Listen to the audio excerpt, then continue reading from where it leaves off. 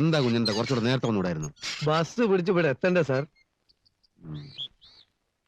എന്നാ പോവല്ലേ സാർ?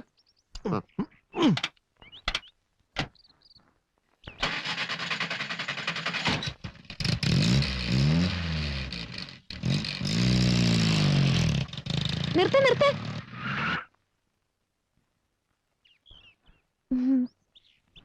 മോളെ നമുക്കിന്ന് കാറിൽ സ്കൂളിൽ വിടാ സുഖേട്ടാ.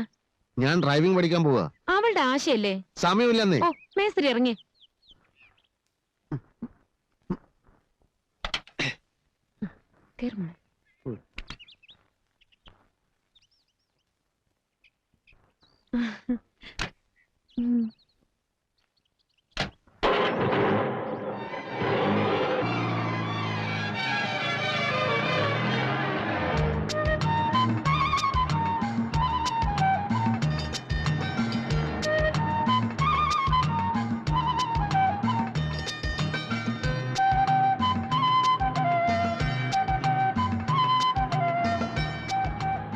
എടുത്തോട്ട് പോട്ടെ മേസ്ത്രി.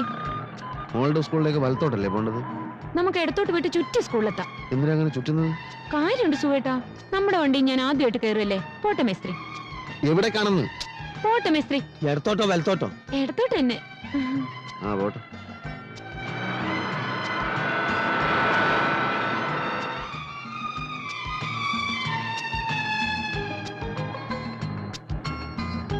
മേസ്ത്രി ആ കടയുടെ മുമ്പിൽ ഒന്ന് നിർത്തേ. എന്തിന്? ആ നിർത്ത് നിർത്ത് നിർത്ത്. നിർത്താന്ന്? ഇവിടെ തന്നെ. ഒരു മിനിറ്റ് സുഖേട്ടാ. എന്ത്? ഒന്ന് ഇറങ്ങി. എന്തിനാണെന്ന്? ഒന്ന് ഇറങ്ങി സുഖേട്ടാ.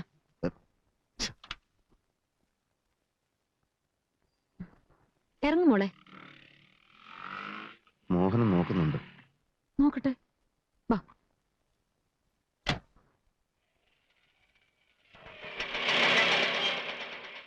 മൂക്കൊന്ന് അളവെടുക്കണം ഉടുപ്പ് വയ്ക്കാൻ. ബാഗ് താ.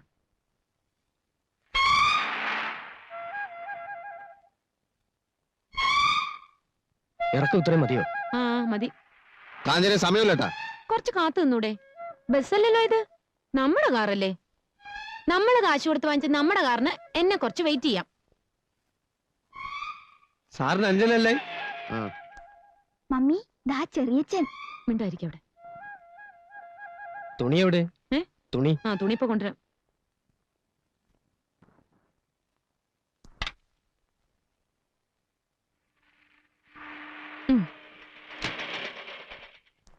ഇനി വണ്ടി വിട്ടോ. നമ്മൾ തോറ്റുപോയിട്ടില്ലെന്ന് അറിയട്ടെ. സ്വന്തം കാറും ഒക്കെ ആയി സുഖമായിട്ടാ ജീവിക്കുന്നെന്ന് മനസ്സിലാക്കട്ടെ.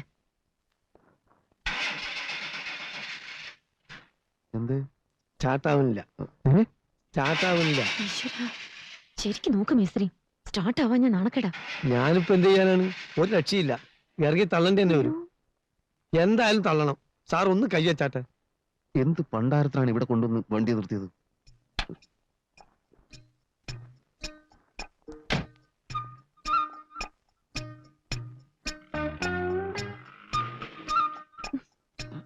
ഈശ്വരാ, ഇന്ന് ആരെയാണോ കണിയേണ്ടത്?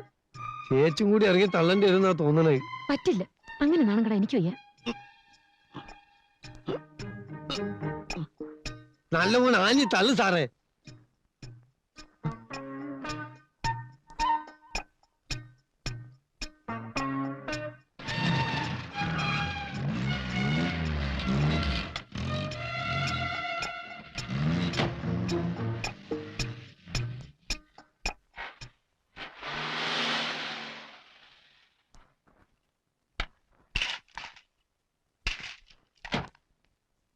സൂപ്പർവൈസർ സുകുമാരനോട് വന്നോ? ഇല്ല സാർ. ഇല്ലേ? ഇല്ല, വന്നില്ല. മേസ്ത്രിയോ? രണ്ടുപേരും കണ്ടില്ല. Useless fellows. ഒരു ഉത്തരവാദിത്വ ബോധമില്ല. 100 കൂട്ടം പ്രശ്നങ്ങളുള്ള ദിവസമാണ്. യവന്മാർ ഇത് എവിടെ പോയി കിടക്കുന്നു? സ്റ്റാറിംഗ് നേരെ പിടിക്കും. ഇതൊന്നും നേരെ പിടിക്കാൻ ആർക്കും വല്ലതും കൊടുക്കണം. റൈറ്റ്.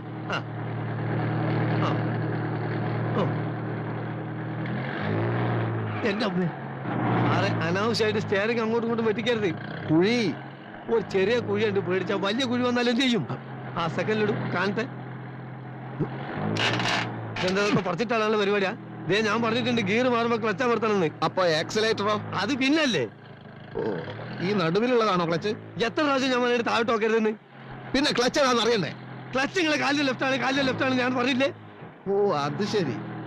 അപ്പൊ ക്ലച്ച് ഇടുമ്പോ ഗിയർ അമർത്തണം അല്ലേ? ഒന്നാം ഘട്ട ക്ലച്ച് കുഴിച്ചിടുമ്പോ ഗീർ വലിച്ചു എടുക്കണം. അപ്പൊ ബ്രേക്കോ? ബ്രേക്ക് ഇടുന്നതെല്ലാം കൂടി പണ്ടാണ് അടങ്ങിയതിന് ശേഷം. ഇത്ര ബുദ്ധിയില്ലാത്തൊരു മനുഷ്യൻ എങ്ങനെ പഠിപ്പിച്ചെടുക്കാനാ?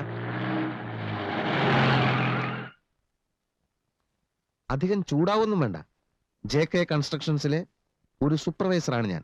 താൻ എന്റെ കീഴിൽ പണിയെടുക്കുന്ന വെറും ഒരു മേസ്ത്രി, അത് മറക്കരുത്. അങ്ങനെയാണെങ്കിൽ നിങ്ങൾ ഇഷ്ടം പോലെ അങ്ങോട്ട് ഓടിച്ചോളി. നിങ്ങളോ? അല്ല സാറിന് തോന്നിയല്ല അങ്ങ് ഓടിച്ചോ. ഞാൻ ഓടിക്കും. ഞാനേ പോളിടെക്നിക്ക് പഠിച്ചതാ. യന്ത്രങ്ങളുടെ പ്രവർത്തന രീതിയൊന്നും താൻ എന്നെ പഠിപ്പിക്കണ്ട. അതിനാരെതിരെന്ന് എങ്ങനെ വേണേലും നിങ്ങൾ അല്ല സാറ് തന്നെ അങ്ങോട്ട് ഓടിച്ചോ. ആ ഞാൻ ഓടിക്കാം.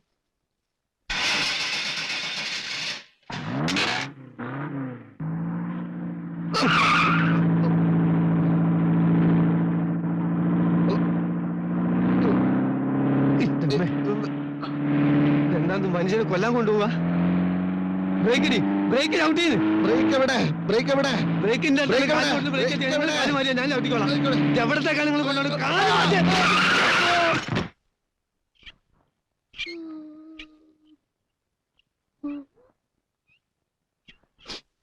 പതുക്കെ പതുക്കെ.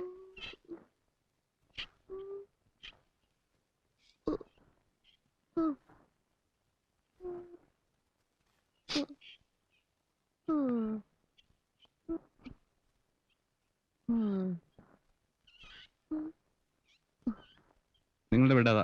സന്തോഷം. പിടിച്ച്.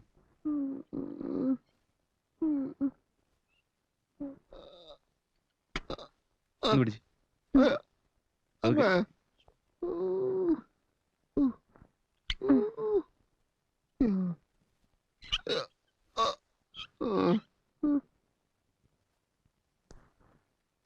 സാറേ എത്ര ദിവസം കിടക്കേണ്ടി വരും? ഡോക്ടർ പറയും. മതി, തിരക്കില്ല. കിട്ടേണ്ടത് കിട്ടിക്കഴിഞ്ഞാ തോന്നേണ്ടത് തോന്നാൻ ഇത്തിരി സമയം നല്ലതാ. അല്ല മീൽസ് ഒക്കെ ഇവിടെ സപ്ലൈ ഇല്ലേ? ഊണേ. ഇതെങ്ങനെ മേസ്ത്രി ഉണ്ടായത്? ഞാൻ ഈ പോളിടെക്നിക്കിലൊന്നും പഠിച്ചിട്ടില്ലല്ലോ. അതുകൊണ്ട് ഈ യന്ത്രത്തിന്റെ പ്രവർത്തനം ഒന്നും എനിക്ക് ഇഷ്ടമല്ല. അങ്ങനെ സംഭവിച്ചാ?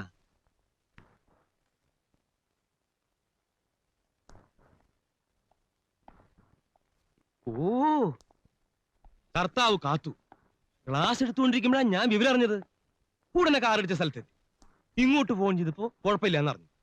ആ ഇടിച്ച കാറ് കണ്ടാൽ അതിനകത്ത് ഇരിപ്പുണ്ടായിരുന്നവരെല്ലാം ചത്തണ്ടെന്നേ വിചാരിക്കുള്ളൂ. അങ്ങനെ ചത്തിട്ടുണ്ടെങ്കിൽ നമ്മുടെ കോളനിക്കാർക്ക് അനുശോചനം രേഖപ്പെടുത്താൻ വേണ്ടി കറുത്ത തുണി മേടിക്കാൻ പോയിരിക്കുക സുലോചന. അതിപ്പോ വേസ്റ്റായി. ഇടിച്ചതേ ഒരു അഡ്വക്കേറ്റിന്റെ വീടായിരുന്നു. അയാള് ലോ പോയിന്റ് പറയാ. അയാളെ മനഃപൂർവ്വം കൊല്ലാൻ വേണ്ടി മതിൽ ഇടിച്ചു പൊളിച്ച് കാർ അകത്ത് കയറ്റിയതാണെന്ന്. കോടതി പോവാതിരിക്കാൻ 5000 രൂപ ചോദിച്ചു. മതിലിന് 4000 വേറെ രൂപ ഞാൻ അഡ്ജസ്റ്റ് ചെയ്ത് കൊടുത്തു. ഈ 9000? അതെ, കൂടുതൽ കുഴപ്പങ്ങളില്ലാതെ കേസ് ഒതുക്കുന്നതല്ലേ നല്ലത്. കൊല്ലാൻ ശ്രമിച്ചതാണെന്നൊക്കെ പറഞ്ഞാ ചിലപ്പോ അഴി എണ്ണണ്ട വരും.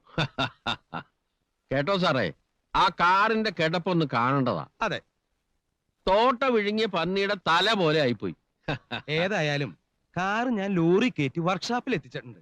ഒരു 10-10000 രൂപ ചെലവാക്കിയ വണ്ടി നേരെ ആക്കാന്നാണ് മെക്കാനിക്ക് പറയണേ. എന്റെ ഈശ്വര. ആ കാറ് കണ്ടപ്പോഴേ ഞാൻ പറഞ്ഞില്ലേ തല്ലിപ്പുളിയാണെന്ന്. ഇനിയിപ്പൊ വെറുതെ നന്നാക്കി കിട്ടിയാലും ആ അവലക്ഷണം കെട്ട കാറ് നമുക്ക് വേണ്ട.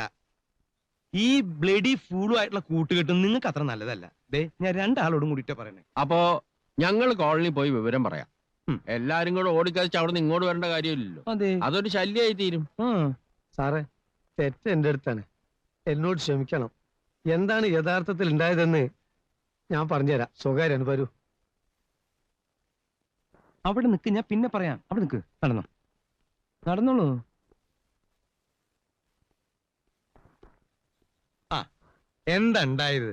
ഒരുത്തൻ അപകടം പറ്റി ആസ്പത്രി കിടക്കുമ്പോഴല്ല ചെറ്റവർത്താനം പറയല്. മനസ്സിലായോ? ഓ, ഇനി ഇത് ആവർത്തിക്കരുത്. ആരും കണ്ടിട്ടില്ല. ദയവ് ചെയ്ത് ഇക്കാര്യം പുറത്ത് ആരോടും പറയരുത്. എനിക്കത് ക്ഷീണ. കമോൺ.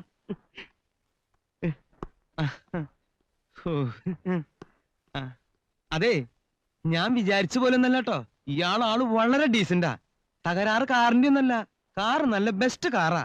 ഞങ്ങൾ പോട്ടെ. പോട്ടെന്നാ. വാ ചേട്ടാ. വരട്ടെ. ഓ